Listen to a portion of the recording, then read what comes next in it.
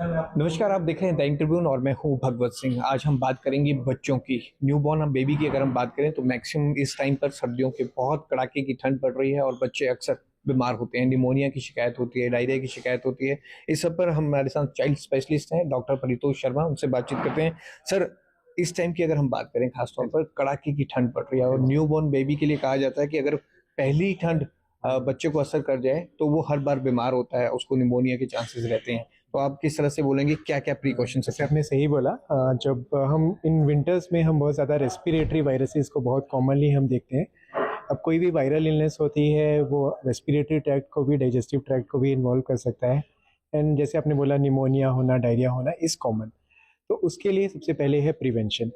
Prevention में हमें ये ध्यान रखना है कि लेट्स से अगर घर के किसी और को, घर में बहुत सारे लोग हैं, किसी को ऑलरेडी सिम्टम है, बुखार है, खांसी है, तो वो छोटे बच्चे के पास ना जाएं। हम सोशल डिस्टेंसिंग करें।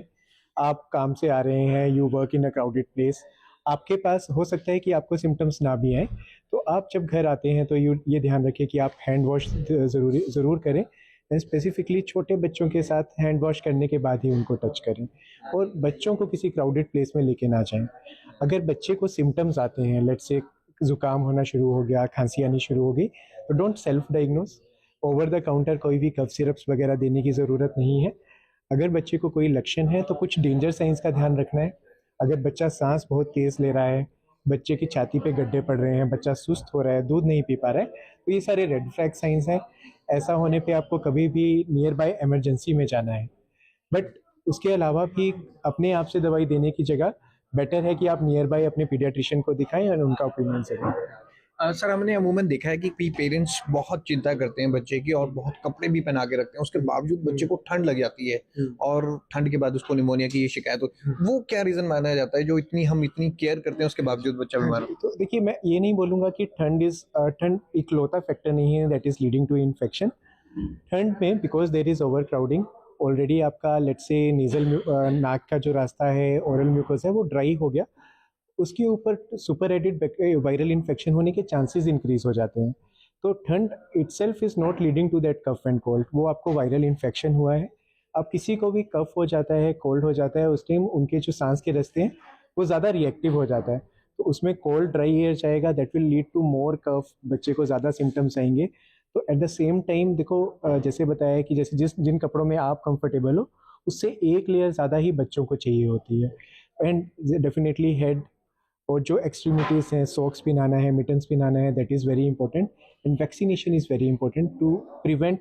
कि देखो, ज़ुकाम होना इज़ नॉर्मल, छोटे बच्चों को अभी तक वायरल एक्सपोजर हुआ नहीं है, उनको ज़ुकाम होगा ही होगा। आप जितना भी सोचें कि हम प्रिवेंट कर लें, हमारे कंडीशन में ज़ुकाम होना नॉर्मल है, बच्चों में होना ही है, उससे घबराने की ज़रूरत नहीं है। बट वही एस्केलेटिंग टूवर्ड्स निमोनिया, वो कब हो रहा है, उसके क्या लक्षण है, वो समझना आपको ज़रूरी है, और कब आपको इमरजेंसी और कब आपको अपने पीडियाट्रिशियन के पास जाना है वो समझना ज़रूरी है। तो है? कफ कोल्ड होना इज़ कॉमन, उससे आप घबराइए मत। वो कफ होने के बाद recovery is a sign of a normal healthy baby. एक चीज आप बात बता रहे थे कि बच्चे के अंग नहीं बनते, एक नई बात आपने कही और ये कॉमन भी चल रहा है, इसका रीजन क्या है सबसे पहले? देखिए, कंजेनाइटल अनोमलीज होना, लेट्स से आप देखते हो कभी कभी किसी बच्चे को अनोमली, फूड पाइप में अनोमली है, किडनीज में अनोमली है, हार्ट में अनोमलीज है, उसका मैं आपको एक रीज़न दूं कि इस वजह से हो रहा है, that is not there. There are जब आप बच्चा एम्ब्रियो से बच्चा बनता है, there are lot of factors that is involve. तो उसमें जेनेटिक कारण, environmental factors, infections, drugs, multiple things can be involve. तो एक चीज़ पे पिन पॉइंट करना will be very difficult. But definitely prevention के लिए जो आपके नेशनल प्रोग्राम्स में, जैसे आपको गायनेकोलॉजिस्ट, ऑब्स्टेट्रिशियंस रिकमेंड करते हैं, taking adequate rest, supplementation, iron, folic acid, calcium supplementation, regular screening, that is most important. आप सोचें कि हम एक चीज़ से प्रिवेंट कर सकते हैं, that is not there is. तो आपको प्रिवेंटिव प्लान अपने डॉक्टर्स के साथ फॉलो अप करना, ऑब्स्टेट्रिशियन के साथ, और जो मेडिसिन हैं, सप्लीमेंट्स हैं, उनको टाइमली लेना इज़ इंपॉर्टेंट। एक सर, वैक्सीनेशन होती है, गवर्नमेंट के लेवल पे हो रही है और फ्री ऑफ कॉस्ट होती है, लेकिन उसके बावजूद भी पेरेंट्स कई प्राइवेट लेवल पे भी करवाते हैं। वो वैक्सीनेशन करवानी, हम कहें, अनिवार्य है? सी, आप मेरे से पूछोगे तो, अगर देखो, मैं अपना जस्ट पर्सनल एक्सपीरियंस, मेरा बेबी है, मैं तो सारी, इवन जो ऑप्शनल वैक्सीन हैं वो भी लगवाता हूँ। तो वो vaccine are definitely beneficial. But जब हम गवर्नमेंट लेवल पे कोई भी प्रोग्राम इम्प्लीमेंट कर रहे हैं तो वो कॉस्ट बेनिफिट देखना पड़ता है। है ना। तो जो बहुत ज़्यादा पब्लिक हेल्थ प्रॉब्लम्स हैं उनके लिए गवर्नमेंट ने तो मिनिमम मैंडेटरी वैक्सीन दे रहा है 100%, वो तो लेना ही है। But there are some optional vaccines, वो आप अपने पीडियाट्रिशियन से बात करेंगे तो डेफिनेटली, जैसे अभी हम बात कर रहे हैं कि ठंड में वायरल इन्फेक्शंस, तो there is a annual flu vaccination. वो हम अंडर 5 बच्चों में, लेट से किसी को कोई साथ में कंजेनाइटल अनोमली है उनके लिए तो डेफिनेटली इंडिकेटेड है। बट हेल्दी बेबीज़ में भी under 5, to prevent it from going into a severe disease, it is important.